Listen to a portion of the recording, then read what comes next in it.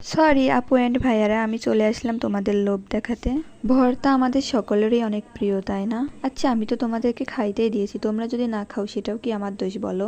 যাই হোক, তোমাদের সাথে মজা করলাম আর কি। আজকে আমার সকাল থেকে অনেক বেশি ঝাল ঝাল টকটক কিছু খেতে ইচ্ছে করছিল, তাই ভাবলাম বাড়িতে যেহেতু অনেকগুলো ফল রয়েছে এগুলো দিয়ে মিক্স একটি ভর্তা বানাই। আমি বেছে বেছে টক মিষ্টি ফলগুলো নিয়েছি, পেঁপে, কামরাঙ্গা এবং আম নিয়ে নিয়েছি। আর এই মরিচগুলো কিন্তু আমাদেরই গাছের, এগুলো অনেক বেশি টাটকা ছিল।